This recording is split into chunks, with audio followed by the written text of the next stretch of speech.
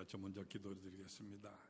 우리를 항상 사랑해 주시는 은혜의 아버지 하나님, 우리를 위하여 독생성자 보내주시고 우리의 모든 질거를 대신 담당해 주시는 종의 역사를 우리가 감사합니다.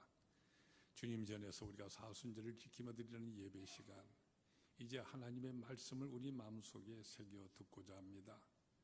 이 말씀을 우리에게 주실 때 감화 감동 역사하셨던 성령께서 친히 임재하셔서 주님께서 친히 우리에게 말씀하여 주옵소서. 예수님 거룩하신 이름으로 기도드리옵나이다. 아멘. 오늘 살아가고 있는 우리 현대인들을 가리켜서 어느 철학자는 고민 속에서 살아가는 존재다, 이렇게 특징지어서 말을 하였습니다. 사실 이 말 우리가 곰곰이 생각해 보면 참으로 적절한 표현의 말이라고 생각을 합니다. 실제로 우리가 살아가는 이 삶의 현실을 한번 살펴보세요. 우리가 매일같이 먹고 살아가는 문제로부터 시작하여서 자녀 문제라든지 안전의 문제, 직장에서의 문제, 이웃과의 문제, 그리고 나가서는 사회적인 문제라든지 정치적인 문제, 또 요즘에 우리가 겪고 있는 환경 오염 문제라든지, 또 한 걸음 더 나가서 우리 개인적인 인생의 문제라든지 신앙의 문제들, 참으로 많은 문제들이 우리 주위에 산적해 있는 것이 현실이지 않습니까? 사실 우리가 살아가는 가운데 참으로 많은 고민을 할 수밖에 없는 이것이 바로 우리의 삶의 오늘의 현장이요 현주소인 것입니다. 따라서 우리 삶에 있어서 가장 중요한 문제는, 그러면 우리에게 닥쳐오는 이 모든 당면하는 고민을 우리가 어떻게 해결할 것인가, 과연 이 모든 문제를 해결할 수 있는 그 같은 길이 있는가 하는 이와 같은 문제가 될 것입니다. 오늘 본문 말씀 보게 되지만 여기 한 고민하는 지성인의 모습이 여기 등장을 하고 있습니다. 오늘 본문에는 이 사람을 가리켜서 율법교사였다 이렇게 말씀하고 있는데, 여기 율법교사는 이 말 요즘식으로 우리가 알기 쉽게 설명을 한다면 변호사에 해당하는 사람입니다. 그렇기 때문에 이 사람은 많은 사람들에게 늘 법에 대해서, 특히 하나님 말씀 율법에 대해서 늘 강연을 하였고요, 그래서 경제적으로도 넉넉하였고 또한 존경을 받고 있는 이와 같은 사람입니다. 그런데 바로 이 율법 교사에게 고민이 있었습니다. 오늘 본문에서 우리 모두가 보는 바와 같이 그것은 바로 영생에 대한 이와 같은 문제였습니다. 여기 영생이라는 말을 하고 있는데, 이 영생, 이것을 우리는 궁극적인 의미로서 우리가 하나님 나라에 들어가는 이것을 우리가 의미한다고 이해하게 됩니다만은, 그러나 이 구원의 현재적인 의미가 또한 있습니다. 우리가 성경적으로 볼 때 현재적인 의미의 영생이나 이 말은 우리가 매일같이 살아감에 있어서 하나님과의 바른 교제와 바른 관계를 맺음으로 인하여서 우리가 갖게 되는 이 기쁨, 다시 말해서 우리가 행복을 누리게 되는 이것을 말하는 것입니다. 히브리 사람들은 이것을 가려서 샬롬이라는 말로 표현을 하고 있습니다. 이 샬롬이라는 이 말, 우리가 하나님 앞에서 하나님의 자녀로서 주시는 그 사랑의 은총을 듬뿍 받으면서, 또한 우리 모든 이웃과 모든 사람들과의 모든 관계가 언제나 아름답게, 언제나 화목하게 이루어지고 있고, 또한 우리 생활에 필요한 모든 물질의 문제에 있어서 우리가 풍족한 삶을 누리고, 그렇기 때문에 모든 관계에 있어서 바른 관계를 유지하는 이와 같은 종합적인 평강 또는 화평이라든지 행복, 이것을 가리켜서 샬롬이라는 말로 표현하고 있는 것입니다. 여기 이 율법교사, 율법의 그 본뜻에 대해서 그는 잘 알고 있는 사람이죠. 그래서 여기에 대해서 해석도 그는 잘하는 사람이었고, 그렇기 때문에 영생의 의미라든지 이 샬롬의 의미, 누구보다도 잘 알고 있는 것 같은 사람이었습니다. 그런데 예수님으로부터 오늘 본문에 보면 그가 가지고 있는 모든 학식이라든지 교문에 대해서도 그대로 인정을 받고 있는 이런 모습인 것을 우리는 보게 되지 않습니까? 그런데 그럼에도 불구하고 바로 그 사람의 그 마음속에 기쁨이 없었습니다. 말하자면 바로 이 샬롬이 그에게 없었던 것이죠. 이 대신에 그 마음속에 숨길 수 없는 고민이 그에게 있었던 것입니다. 왜 그에게 이와 같은 고민이 있었던 것입니까? 그에게 뭐 돈이 없었다든지 건강이 부족했다거나 또는 지식이 부족했다고 한다면 또 모르겠는데, 이 사람은 지위도 있었고요, 명예도 있고 경제력도 가진 것 같은 사람입니다. 또 오늘 이건 누가복음이 아닌 다른 복음서에 보면 이 사람에 대해서 청년이라고 이렇게 표현을 하고 있는데요. 그러니까 그 사람은 아직도 한창 나이에서 건강한 사람이었던 것을 우리는 보게 됩니다. 그런데도 이 같은 사람이 왜 고민에 빠져 있는 것입니까? 오늘 본문에 나타난 대로 예수님과 이 율법사의 대화의 모든 과정을 우리가 분석해 본다고 하면 그 사람이 고민에 빠질 수밖에 없었던 이유, 우리는 적어도 세 가지를 찾아볼 수가 있습니다. 그리고 바로 이 세 가지 이유가 오늘을 살아가는 우리 모두에게도 해당하는 이유 같은 이유다 하는 것을 우리는 발견할 수가 있는 것입니다. 첫 번째로 우리가 발견할 수 있는 그 이유는 바로 이 율법 교사는 바로 이 하나님의 말씀이라는 율법에 대해서 잘 알고는 있었지만은 그러나 알고 있는 이 사실에 대한 이 실천, 바로 행함이 없었기 때문이었다 하는 이 사실을 우리는 보게 되는 것입니다. 이것은 오늘 사는 우리 현대인들, 우리 모두에게 있어서도 마찬가지입니다. 정말 오늘 우리들 정말 이제 지식의 홍수 시대 속에 우리는 살아가고 있지 않습니까? 뭐 각종 메디아를 통하여서 그래서 정말 옛날 사람들이 꿈에도 생각했던 모든 일들 우리는 매일같이 다 알면서 살아가고 있습니다. 여러분 복음만 해도 마찬가지인 것이죠. 그래서 TV를 켜서 채널만 돌리기만 하면 24시간 복음성들과 함께 복음적인 내용물들이 늘 쏟아져 나오고 있습니다. 우리가 인터넷으로 들어가면 각 교회 목사님들의 그 설교를 동영상으로 얼마든지 보고 또한 들을 수가 있습니다. 정말 이제 그야말로 지금은 말씀의 홍수 시대입니다. 네, 여러분 홍수가 나면 어떻습니까? 온 사방에 천지에 흔히 빠진 것이 바로 물이지 않습니까? 그러나 이와 반대로 또한 가장 귀한 것이 또 무엇입니까? 그것은 또 물, 바로 마실 물인 것이지요. 사방에 흔히 빠진 것이 물이지만은 그러나 정작 그 물 우리는 마시지를 못하고 그래서 갈증에 허덕이게 되는 것입니다. 구약성경 아모스서 8장 11절 말씀을 보면은 우리가 양식이 없어서 주림이 아니요 물이 없어서 가람이 아니라고 거기 분명히 말씀하셨습니다.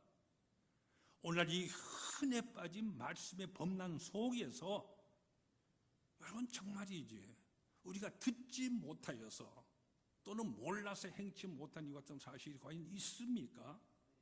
여러분 솔직히 한번 생각해 보십시오. 모두가 알고 있습니다.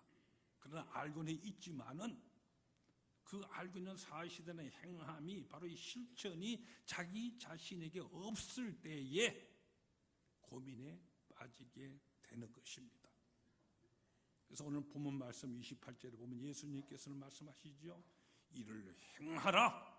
그리하면 네가 살리라.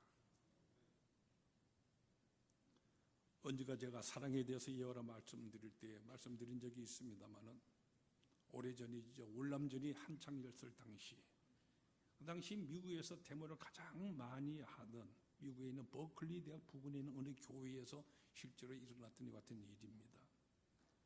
지금 주일날 이와 같이 오늘 우리처럼 예배가 한창 진행 중이었는데 그 당시에 유행하고 있었던 아주 긴 장발에다가 긴 수염에다가 찢은 청바지를 입은 히피 청년 한 사람이 예배가 한창 시인양 주는데 늦게 들어옵니다. 들어와서 두번거리다가 뒤에 있는 자기를 찾지 못하다가 그래서 자리가 없으니까 가운데 통로로 앞으로 나와서 통로에 주저앉았습니다. 마침 그날 그 목사님께서 사랑에 대해서 한창 설교 말씀을 진행 중이었는데 교인들이 이 설교를 방해하고 있는 이 히피 청년에 대해서 모두 다가 눈살을 찌푸리고 있었습니다. 그때 교회에 있는 장로님 한 분이 뒤에서 안내를 하고 계시다가 이제 앞으로 그 청년 옆으로 나갑니다. 교인들은 모두 다가 저 장로님 이제 그 청년을 끌어내려는가 보다 이렇게 생각들을 하고 있었는데 뜻밖에도 그 장로님 그 청년 옆으로 나가서 그 옆에 바닥에 같이 주저앉았습니다. 그리고는 성경을 펴주면서 같이 예배를 드렸습니다. 어떤 결과가 생겼겠습니까? 그날의 예배는 그야말로 사랑과 은혜가 충만한 예배가 되었습니다. 여러분, 우리의 믿음, 이것은 이론이 아닙니다. 이것은 실천인 것입니다. 우리의 말씀, 믿음, 모든 것들 반드시 우리가 믿는 이 믿음의 생활을 통하여 나타나야 하는 것입니다. 그렇지 아니하면 죽은 믿음이라고 야고보 사도는 분명히 말씀을 하십니다. 실천이 없는 믿음, 죽은 믿음이고 행함이 없는 모든 지식, 우리들에게 번민만을 가져다 줄 뿐인 것입니다. 여러분, 이제까지 이만큼 들으셨습니까? 그러면 여러분 꼭 여러분의 삶에 적용하시면서 그대로 행하십시오. 여러분이 이만한 믿음을 가졌다고 생각되십니까? 그러면 그 믿음의 내용대로 그대로 삶에 있어서 실천해 보십시오. 우리 주님께서는 이를 행하라, 그러면 너희가 살리라고 말씀을 하십니다. 실천하는 데에서 진정한 샬롬을 누리게 된다는 말씀인 것입니다. 다음 우리가 두 번째로 볼 수 있는 이유, 이 율법교사는 자기를 옳게 보이려고 하고 있었다는 바로 이 점이 문제였던 것을 우리는 보게 됩니다. 사실 우리 곰곰하게 가만히 살펴본다면요, 오늘 우리 모든 사람들, 현대인들, 자기 자신에 대한 깊은 반성이나 성찰보다는요, 다른 사람에 대해서 말하거나 또는 다른 사람이 나를 어떻게 생각하느냐, 여기에 더 많은 신경을 쓰면서 살아갑니다.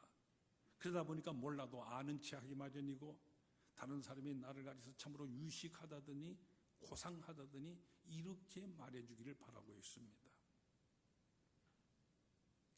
어느 대학에 여교수님이 계셨는데요, 이분이 프랑스에서 유학을 마치고 오신 이 같은 분이셨습니다.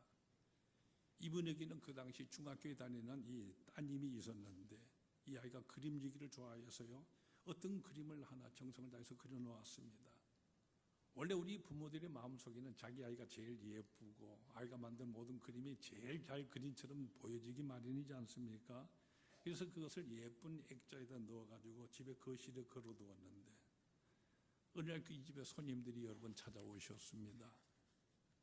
그 중에 스스로 자기를 가리켜서 예술적인 평가나 감각에 뛰어나다고 늘 자랑하는 이 같은 한 분이 계셨는데, 이분이 교수님을 보고는 대뜸 이 그림 어디서 구했냐고 묻습니다.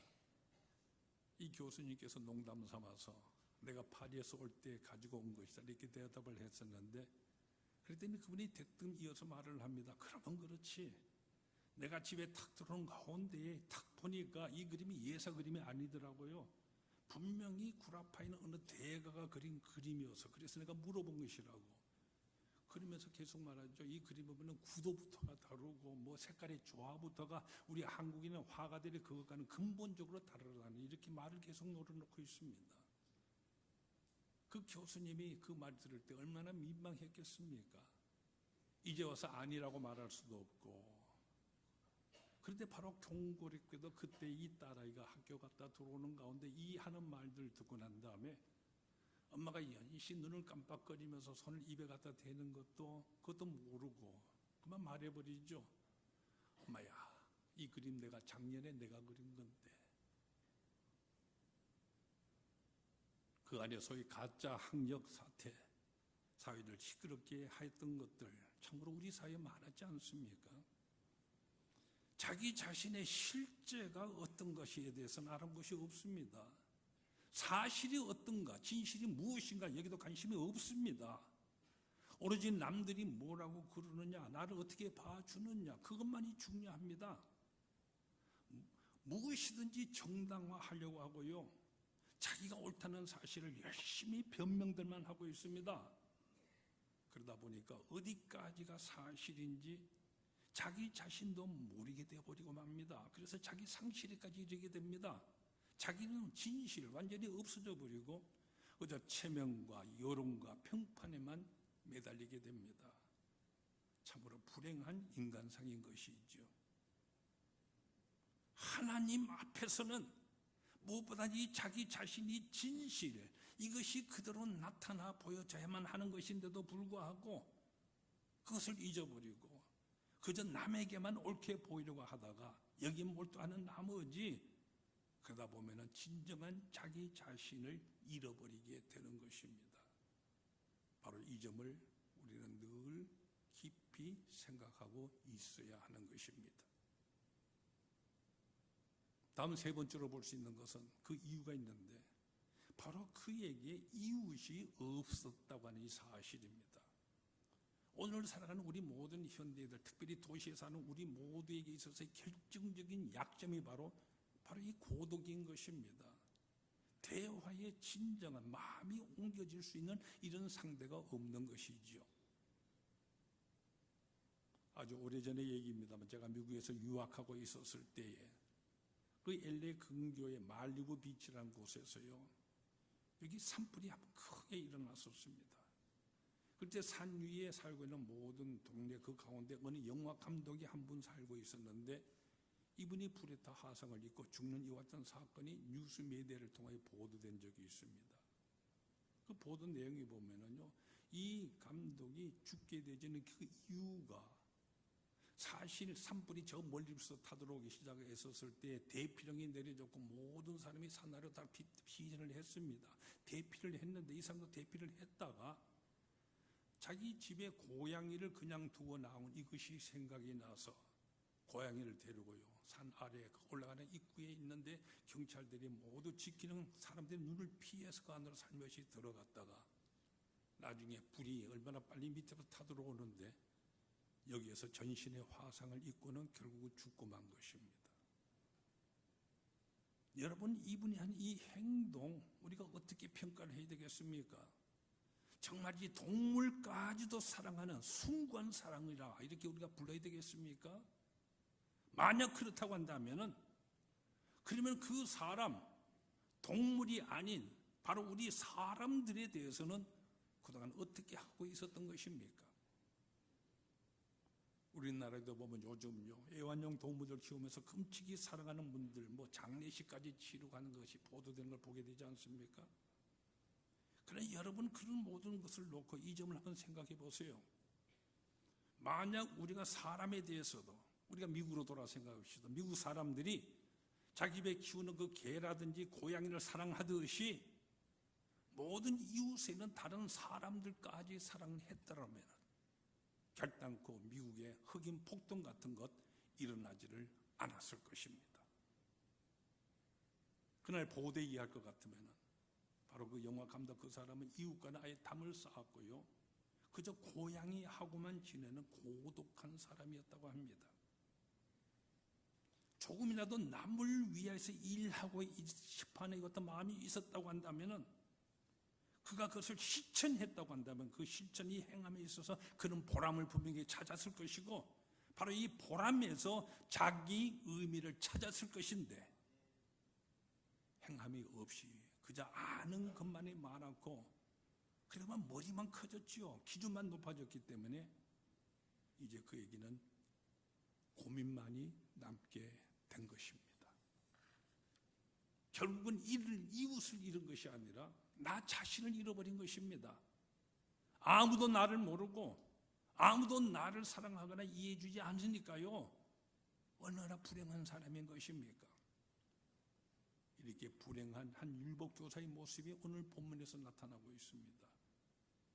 바로 이 사람, 오늘 현대 이 고민 속에서 살아가는 우리들의 모습이라고 우리는 스스로 고백을 해야만 하는 것입니다. 이제 여기서 아주 중요한 문제가 대두되게 됩니다. 이렇게들 모든 사람이 모두가 다 고민을 안고 이렇게 살아가고 있는데, 따라서 이 고민을 우리가 과연 어떻게 해결할 수 있겠는가? 이것이 사실 제일 큰 문제가 되는 것입니다. 여러분, 어떻게 생각하십니까? 우리가 당면한 모든 이 고민들을 과연 해결할 수 있는 길이 우리에게 있는 것입니까? 네, 있습니다. 그 길이 있습니다.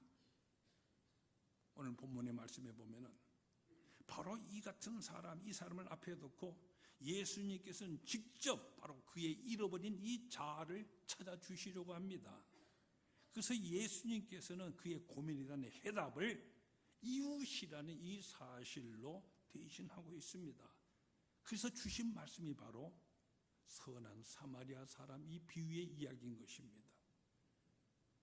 여러분 오늘 이 비유의 내용들 모든 이야기의 내용 잘 알고 계시죠? 어떤 사람이 강도를 당했는데 쓰러지는 그 옆으로 레위 사람이 보고는 그대로 피해 지나가 버립니다. 다음으로 제사장도 그대로 피해 지나갔습니다. 그런데 사마리아 사람이 지나가다가 이 사람을 보고는 돌보아 주었다는 이와 같은 얘기입니다. 어떻게 보면 간단한 얘기와 같습니다만은 바로 여기에 깊은 문제가 있습니다. 왜 하필이면 사마리아 사람인 것입니까? 요점은 이것입니다. 여기 등장하는 사람들 하나 먼저 살펴보세요. 레위 사람. 원래 이 레위 사람은 세상적인 직업이 없습니다. 이 사람은 오직 성전에서 일하며 제사 드리는 이 일을 모든 걸 받들어 수행하는 이 같은 사람입니다. 그렇기 때문에 날 때부터 예루살렘 성전에서 봉사하는 이것이 바로 그의 본직이요, 그의 천직이요, 그의 사명입니다. 이것을 생각해 본다면 이 레위 사람 강도만한 이 사람을 보고는 순간적으로 이런 생각을 아마 했을 것입니다. 내가 해야 할 일은 참으로 따로 있다. 그건 참으로 중요한 일이다. 이것은 내가 할 일이 아니다. 우리가 때때로 일이죠. 우리가 봉사하는 모든 일들, 이것은 우리 교회 안에서 보시면 어떤 봉사나 칭조부에서 누가 해야 된다든지, 이것은 여성교육을 땐 임원들이 해야 된다든지, 집사들이 해야 된다든지, 어쨌든 나 아닌 다른 사람이 해야 한다, 이렇게 생각했을 것입니다. 그건 자기의 본질, 이것을 위해서 그는 지나간 것입니다. 여러분 어떻게 보십니까? 사실 우리들도 바로 이렇게 하는 경우가 너무나 많이 있지 않습니까? 또 제사장의 경우는 어떻습니까? 이 사람은 어떤 생각에서 지나갔을 것입니까? 분명히 제사장이기 때문에 그에게는 의식이 있었을 것입니다. 그렇기 때문에 내가 마땅히 도와야만 한다. 그러나 지금 나로서는 지금 이때가 이 사람을 구제하고 있을 이런 때가 아니다. 아마 이렇게 생각했을 것입니다. 지금 예루살렘 성전에 올라가서 이 사람은 제사하는 모든 일을 집행을 해야 되는데, 이제 이 사람을 붙들고 어물어물하다가 만약 이 사람이 죽기라도 한다면은, 그러면은 시체를 만진 결과가 되어버리고 맙니다. 레위기 24장 4절에 보면은 시체를 만지는 사람 성전에 들어가기조차도 못합니다. 이 사람은 제사장입니다. 하나님께 제사 드리는 이 거룩한 직분을 행하는 이와 같은 귀한 직분의 사람인데, 이제 여기서 내가 자처 부정한 것을 만나서 만짐으로 인하여서 거룩한 이 하나님의 일 내가 그르쳐서는 아니 되겠다, 아마 이렇게 생각하면서 피해 지나갔을 것입니다. 여러분 보세요. 이유와 변명 다 있는 것입니다. 그러나 여기 등장하는 사마리아 이 사람, 강도 만난 이 사람을 보는 그 순간에 그를 불쌍히 여기고 마침내 그의 온 정성을 다하여 돌봐주게 됩니다. 이제 이 세상의 모든 경우 다시 한번 분석해 보십시다. 먼저 등장하는 레위 사람과 제사장, 이 사람들도 분명히 불쌍한 생각도 들었고요, 또 내가 도와줘야 한다는 것 같은 생각 분명히 가졌을 것입니다. 그러나 이것보다도 그 사람을 도와주다가 내가 어떻게 될 것인가, 이것을 먼저 생각하고 있습니다. 자기 중심적으로 생각하고 있는 것이죠. 그러므로 도와줄 수가 없었습니다. 이에 비해서 이 사마리아 사람, 내가 이 사람을 도와주지 아니하면은 이 사람이 어떻게 될까? 나보다도 그가 어떻게 될까? 이것을 생각했습니다. 바로 여기에 근본적인 차이가 있는 것입니다. 인도의 성자라고 불리는 선다식이라는 분이 있는데, 이분 정기에 보면 이와 같은 일화가 소개되고 있습니다. 어느 날 이 선다식이요, 티베트의 그 공원 모든 산길을 갖다 올라가고 있었습니다. 마침 불교 승려 한 사람도 그와 함께 같이 동행의 길을 가게 되어졌는데, 그날은 눈보라가 몹시 몰아치고 세찬 바람이 불고요, 아주 그냥 몹시 영하 10m로 내려가는 이와 같은 추운 날이었습니다. 어둡기 전에 어느 수도원이라도 찾아들지 아니하면은 폭설과 추위 속에서 얼어 죽게 되는 위기 상황 속에, 그렇기 때문에 발길을 아주 급하게 재촉하고 있었습니다. 이제 산길 높은 곳에 유인한 벼랑 옆으로 지나가고 있었는데, 바로 그 밑에서 신음소리가 들려오고 있었습니다. 내려다 보았더니 그 벼랑 밑에요, 십자가에 떨어진 사람이 큰 부상을 입고 움직이지도 못하는 가운데에 죽어가고 있었습니다. 바로 이 장면을 보는 순간 불교 성경은 이것을 보고 말을 합니다. 우리가 믿는 신앙에 의하면 모든 사람이 정해진 운명이 있습니다. 여기서 우리는 우리 인생에 정해진 가르마라는 것을 볼 수가 있습니다. 이 사람의 운명은 여기서 죽는 것으로 정해진 것입니다. 나는 내게 준 운명이 있고 해야 될 사명이기 때문에 내가 해야 할 일은 따로 있습니다. 나는 내 길을 올라가야 합니다. 그러나 기독교 선교사였던 선다식은 그때 이렇게 말을 합니다. 우리가 믿는 신앙에 의하면 나는 마땅히 내려가서 우리 형제를 도와주어야만 합니다. 그래서 승려는요, 자기가 서둘러서 가야 될 그 길을 올라가게 되어졌고, 선다식은 벼랑 밑으로 기어 내려가서 그 사람을 들쳐업고, 그리고 계속해서 위험한 산길을 다시 올라갔습니다. 가파른 이 산길에 얼마나 힘이 들었겠습니까? 선다식이 온몸에서부터요, 땀이 뻘뻘 흘러내리게 됩니다. 드디어 저 멀리에서 수도원의 불빛이 보이기를 시작합니다. 그런데 그 순간에 그 땅 위에 어떤 물체에 발이 걸려서 자칫 넘어질 뻔하였는데, 정신을 차리고 그 물체를 살펴보았더니 그 순간 그는 깜짝 놀랐습니다. 발밑에 있는 그 물체는 다름이 아니라 자기보다 먼저 올라갔던 바로 불교 승려였던 것입니다. 너무나도 추웠기 때문에 그만 길에서 얼어 죽고 만 것이지요. 여기서 여러분 한번 생각해 보세요. 이 승려가 얼어 죽었다고 한다면은 그러면 이 선다싱인들 무사했겠습니까?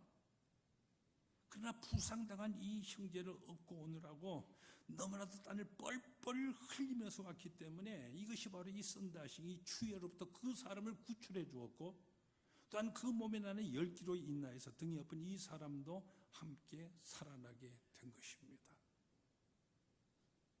예수님이 말씀하신 요점은 이것입니다. 이웃을 돕는다는 이 사실, 그것은 이웃만을 돕는 것을 끝나는 그런 것이 아니라 바로 나 자신을 돕는 사실이라는 바로 이 말씀입니다. 이것이 바로 내가 사는 길이다 하는 사실을 우리는 명심해야 됩니다. 뭐 누구를 위해서 우리가 봉사를 하고 누구를 살린다는 이 같은 얘기가 아닙니다. 바로 나 자신을 위한 것이라는 말씀인 것입니다. 그러나 우리 교만한 현대인은 어떻게 합니까? 여기 등장하는 율법교사처럼 이렇게 율법교사 이렇게 물고 있죠. 누가 내 이웃입니까? 누가 나의 고귀한 사랑을 받을 만한 수준에 있느냐? 이렇게 묻고 있는 것입니다. 이 율법교사 이렇게 교만하게 처음에 질문을 던졌지만, 그러나 예수님께서 하시는 이 모든 비유의 말씀을 다 듣고 난 다음에 이렇게 대답을 합니다. 내 이웃이란 여기 레위인도 제사장도 서기관도 바리새인도 부자도 가난한 사람도 아닙니다. 오직 자비를 베푼 자니이다. 누가 영생할 것입니까? 자비를 베푼 자니이다. 실천한 사람이다. 누가 영생의 기쁨 맛볼 것입니까? 자비를 베푼 자니이다. 이것은 주님의 말씀입니다. 나를 필요로 하는 모든 사람들에게 나를 줄 줄을 알아야 합니다. 은혜를 받고자만 하는 이것이 아닙니다. 우리가 아는 것만이 아닙니다. 그대로 행하며 실천할 줄을 알아야 한다는 말씀입니다. 그래야만 우리는 바로 우리의 모든 문제와 여기에 따르는 모든 고민의 문제 진정으로 해결할 수가 있게 되는 것입니다. 이제 이 비유가 주는 또 하나의 중요한 교훈이 있다고 저는 생각을 합니다. 대부분 우리 비유를 읽을 때에 여기 등장하는 사마리아 사람을 많이 생각하고요, 또는 레위인의 경우나 제사장의 또는 강도의 경우만을 우리는 생각하기 쉽습니다만은, 그러나 사실 여기 별 말이 없지만 여기 등장하는 또 한 사람, 그것은 바로 강도를 만나고 있는 바로 유대 사람의 처지, 이것이 참으로 중요한 교훈이라고 생각을 합니다. 여기 강도 만난 사람은 유대 사람입니다. 유대인입니다. 그런데 도움을 준 사람이 누구입니까? 바로 유대인들이 제일 멸시하고 천하게 여기는 바로 사마리아 사람이었다. 이렇게 예수님은 말씀을 하십니다. 왜 예수님은 여기 유대인에게다가 하필이면 사마리아 사람을 대입시키고 계시는 것입니까? 바로 여기에 오묘한 뜻이 담겨져 있는 것입니다. 만일 여기에 강도 만난 사람, 그 유대인이 그가 만일요 조금 어디를 다쳤다 이렇게 한번 생각해 보세요. 그러면 지나가던 이 사마리아 사람이 그를 도와주겠다고 하였을 때 이 사람이 어떻게 대꾸를 했을 것 같습니까? 너 그 더러운 그 손, 부정한 손 내 몸에 대지 말아라. 나는 죽으면 죽었지 너 같은 사마리아 사람한테 나는 도움을 받지 못한다. 안 받겠다. 아마 이렇게 거절을 했을 것이 틀림이 없습니다. 그러나 이 사람 지금 어떻습니까? 거의 죽을 지경에 이르러 있습니다. 그렇기 때문에 나를 도와줄 그 상태가 뭐 사마리아 사람이든 그가 죄인이든 창녀이든지 세리든지 물을 것조차도 없습니다. 그가 누구든지 상관치를 않습니다. 무조건 그를 향하여 손을 내밀게 되는 것이죠. 그래서 도움을 받게 되는 것입니다. 여러분 바로 이 점이 중요한 것입니다. 오늘 우리는 고민이 많다 합니다. 그러나 사실 고민한다고는 그 모든 고민들 한번 면밀히 살펴보세요. 알고 보면 다 작은 문제들 때문입니다. 평소에는 그 위신이다 체면이다 하면서 남이 나를 어떻게 볼까, 뭐 이래야 할까 저래야 할까 이렇게 나를 감싸고 몸을 도사리고요. 그래서 고민 속에서 우리는 늘 헤매게 되는 것이죠. 그러나 이와 같은 모든 삶 속에 위기가 닥쳤을 때 정말로 큰 고통, 고민스러운 이 같은 일들이 우리가 처하게 되어졌을 때 그때 우리는 어떻게 됩니까?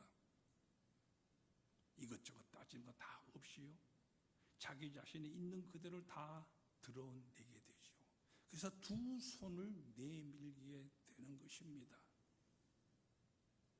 오늘 우리가 삶을 통하여 때때로 만나게 되는 고통이라든지 고민의 모든 이 고난의 문제들, 때때로 이것이 하나님이 나를 미워하시는가 저주하시는가 우리가 회의하기도 합니다만은, 그러나 여러분 우리가 당면하는 모든 고통의 모든 문제들 결단코 이것은 저주가 아닙니다. 그것은 참으로 귀중한 것입니다. 왜냐하면은 바로 우리 삶에 있게 되는 고난이라는 이것 때문에 내 자신 진실한 자아를 알게도 되어지고 또한 이웃도 우리가 진정으로 만날 수 있는 계기가 되기 때문입니다. 실제로 보세요. 고난 때문에 큰 문제가 닥쳤었을 때 평소에 멀어져서 싸움 잘하는 부부가 가까워지는 것 같은 예들 얼마든지 우리 찾아보게 되지 않습니까? 닥친 위기나 고난 때문에 바보처럼 지냈던 모든 참으로 원수처럼 싸우면서 지냈던 형제들 다시 제자리로 돌아가는 것 같은 예들 얼마든지 있습니다. 그 때문에 우리가 살아가면서 이 세상에 왜 재난이 있고 왜 실패가 있고 질병이 있고 왜 이 같은 환란이 있느냐? 결단코 묻지 마십시다. 우리가 고민할 수 있는 모든 문제들 다 하나님께 맡겨버리고 다만 우리 그 고난 속에서 참으로 내 자신을 발견하고 또한 우리 스스로가 남의 좋은 이웃이 되고 이웃을 만나고 그래서 내가 나로서 존재함을 우리는 깨달아야 하는 것이죠. 그러고 보면 고민 이 자체가 문제가 되는 것이 아닙니다. 그 해결의 방안을 내가 갖느냐 못 갖느냐 하는 이것이 오히려 문제가 될 따름입니다. 여러분 고민하고는 고민한다고 해서 해결이 되는 것이 아닙니다. 피한다고 우리가 어디로 간다고 해서 해결이 되는 것도 아닙니다. 이 세상에 어느 곳에도 문제가 없는 곳이 없고요. 고민이 없는 곳 어느 한 군데도 없습니다. 이제 단순한 마음, 깨끗한 마음으로 우리가 돌아가서 지금 내가 해야 될 모든 일을 행하는 것입니다. 자비를 베푸려는 그 순간에 우리가 자비를 베푸는 것입니다. 헌신을 해야 될 그곳에 우리는 단순히 헌신을 하는 것입니다. 봉사를 해야 될 곳에 여러분은 따지지 마세요. 단순히 봉사하는 것입니다. 그저 단순히 순종하고 기도하고 충성하고 열심을 다하는 이것입니다. 그렇게 할 때에 비로소 주님께서 말씀하신 영생에 대한 참된 해답, 우리가 이해할 수가 있는 것입니다. 오늘 우리가 사순절 두 번째 주일을 지키고 있습니다. 이 사순절을 통해서요, 우리 주님께서 하신 말씀 모두 우리 마음속에 깊이 새길 수 있기를 바랍니다.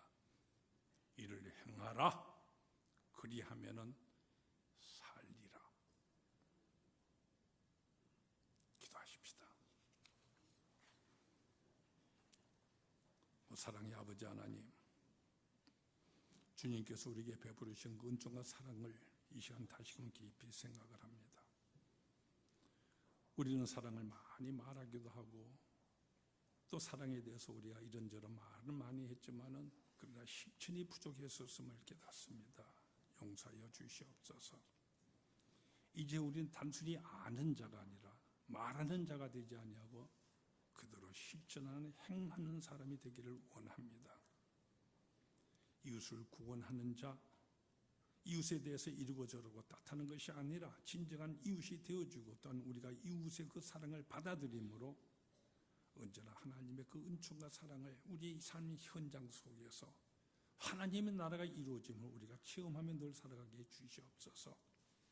이제는 더 이상 고민만 하는 것 같은 사람이 되지 아니하고 은혜를 오로지 구하기만 하는 이 같은 자가 되지 않기를 원합니다. 이를 행하라. 그리하면 살리라 하신 이 말씀대로 주님 앞에서 늘 진실한 사람으로 살아갈 수 있도록 역사하여 주시옵소서. 예수님 이름으로 기도하옵나이다.